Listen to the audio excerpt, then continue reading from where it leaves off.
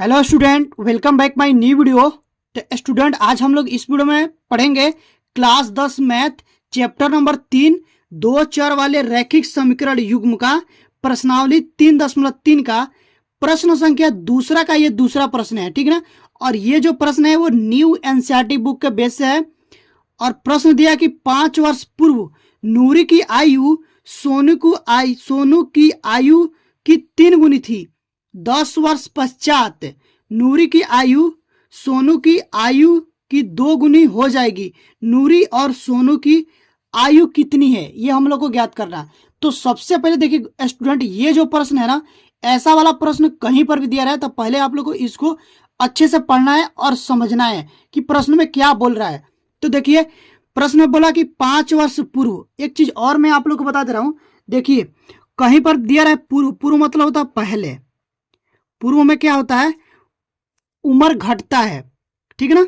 तो पूर्व में हम लोग क्या लगाएंगे, माइनस लगाएंगे। ठीक है ना, उम्र के आगे माइनस में लगाएंगे। और उसके बाद देखिए पश्चात दे देना। पश्चात का मतलब होता है बाद में। ठीक है ना। तो इसमें क्या होता है, जुड़ता है। ये बात आप लोग ध्यान में रखिएगा। इसमें क्या होगा, घटेगा और इसमें जुड़ेगा। तो ये समझ गए। तो उसके बाद देखिए क्या बोला कि 5 वर्ष पूर्व यानी कि पहले नूरी की आयु सोनू की आयु की 3 गुनी थी। उसके बाद बोला है दूसरी, ये पहला तो शर्त है। और दूसरी शर्त में ये बोला है कि 10 वर्ष पश्चात यानी कि 10 वर्ष बाद नूरी की आयु सोनू की आयु की 2 गुनी हो जाएगी। नूरी और सोनू की आयु क्या है, मतलब कितनी है, ये हम लोग को ज्ञात करना है। तो सबसे पहले क्या देखेंगे, जो ज्ञात करना है उसको पहले मान लेंगे। क्या क्या हम लोग को नूरी और सोनू की आयु नहीं पता है तो उसको मान लेंगे। ध्यान से लिखेंगे हल। हल लिखने के बाद यहां पर लिखेंगे माना। माना पहले नूरी है ना, तो लिखेंगे नूरी की आयु। माना नूरी की आयु बराबर x वर्ष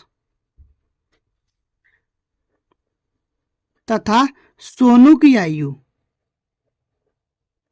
सोनू की आयु बराबर हो जाएगा y वर्ष, हम लोग मान लेते हैं। ठीक है ना। अब देखिए, तो उसके बाद हम यहां पर लिखेंगे प्रथम शर्त में क्या बोला है। प्रथम शर्तानुसार, तो प्रथम शर्त में देखिए ये बोला है कि 5 वर्ष पूर्व नूरी की आयु। चलिए यहां से लिख लेते हैं 5 वर्ष पूर्व। 5 वर्ष पूर्व नूरी की आयु, नूरी की आयु। तो अभी देखिए मैं आप लोग को बताया कि पूर्व में क्या होता है, घटता है। तो 5 वर्ष पूर्व हो गया, तो मान लो अभी वर्तमान में क्या है, x वर्ष है। तो 5 वर्ष पूर्व यानी कि पहले कितनी थी होगी, यानी कि घटेगा तो x माइनस 5 हो जाएगा। ठीक है ना। उसके उसके बाद सोनू की आयु, सोनू की आयु क्या हो जाएगा, y माइनस 5। ठीक है ना। अब देखिए, अब हम लोग चलेंगे प्रश्नानुसार। यहां से लिखेंगे प्रश्नानुसार। तो देखिए प्रश्न के अनुसार, प्रश्नानुसार का मतलब होता है कि प्रश्न के अनुसार। तो प्रश्न में ये बोला है कि 5 वर्ष पूर्व नूरी की आयु सोनू की आयु की 3 गुनी हो जाएगी। ठीक है ना। तो ये है नूरी की आयु और ये है आप लोग का सोनू की आयु। और इसमें समझना बहुत ही इंपॉर्टेंट। यहां पर अगर आप समझ गए ना तो समझ लिया कि प्रश्नों को आप लोग डिटेल्स में समझ गए हैं। तो देखिए यहां पर बोला ना कि सोनू की आयु 3 गुनी हो जाएगी। ठीक है ना, नूरी की आयु से। तो 3 गुनी हो जाएगी सोनू की आयु। तो हम लोग किसमें 3 से गुणा करेंगे, इसमें गुणा करेंगे। ठीक है ना, सोनू को आयु से। अब देखिए यहां पर क्योंकि सोनू छोटा है इससे, नूरी से, तो जो छोटा रहता है ना उसको बराबर करने के लिए उसमें गुणा करते हैं। ठीक है ना। तो हो जाएगा x माइनस 5 बराबर हो जाएगा 3y माइनस में 5 तिहाई 15। अब 3y को इधर लाएंगे तो हो जाएगा x इधर प्लस में इधर आएगा तो क्या हो जाएगा, माइनस में हो जाएगा। 3y बराबर, यहाँ पर देखो माइनस में 15 है और ये क्या है, प्लस में 5, माइनस में 5 है, इधर क्या हो जाएगा, प्लस में हो जाएगा। ठीक है ना, तो ये घटेगा, तो यहाँ से हो जाएगा x माइनस 3y बराबर 15 में से जब 5 को घटाएंगे तो यहाँ से बचेगा 10, तो ये हो जाएगा माइनस में 10। इसको समीकरण नंबर 1 मान लेंगे। इतना समझ गए ना। अब हम लोग चलेंगे द्वितीय शर्तानुसार। यहां से लिखेंगे द्वितीय शर्तानुसार, द्वितीय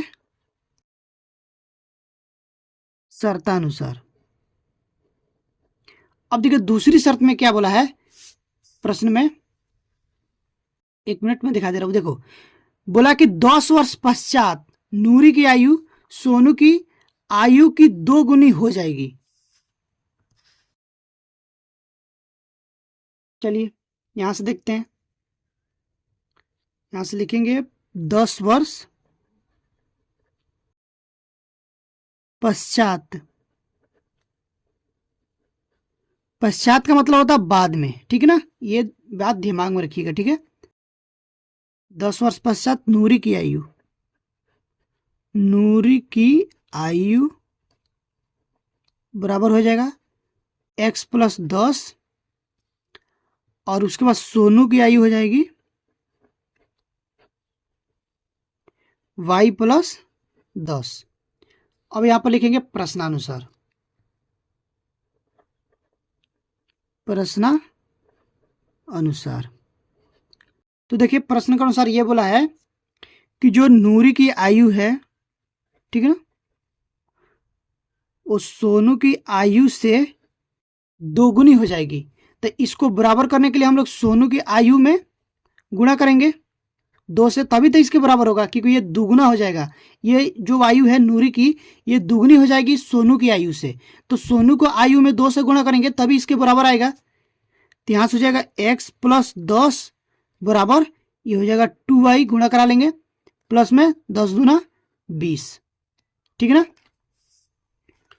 तो अब देखिए यहां से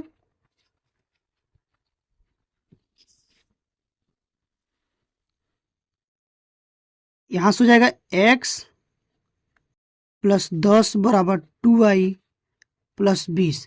अब जो 2y को इधर लाएंगे तो हो जाएगा x माइनस 2y, क्योंकि इधर प्लस में है, और बराबर यहाँ पर देखो 20 है प्लस में, और यहाँ पर ये 10 प्लस में, इधर क्या हो जाएगा, माइनस में हो जाएगा, इधर जाएगा तो। ठीक है ना, तो हो जाएगा x माइनस 2y बराबर 20 में से 10 को घटाएंगे तो यहाँ से बचेगा 10। ये हो गया इक्वेशन नंबर 2, यानी कि समीकरण नंबर 2। अब क्या करेंगे, देखो 2 समीकरण मिल गया हम लोग को, और बोला है क्या कि विलोपन विधि से हल करने के लिए। तो 2 समीकरण मिल गया ना, एक पहला समीकरण ये है और दूसरा समीकरण ये है।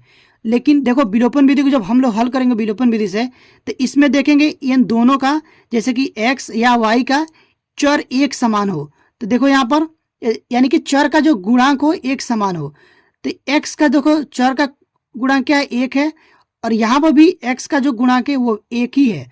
तो क्या करेंगे, इसको घटा देंगे। ठीक है ना, तो यहाँ से लिखेंगे और पहले लिख लेंगे विलोपन विधि से,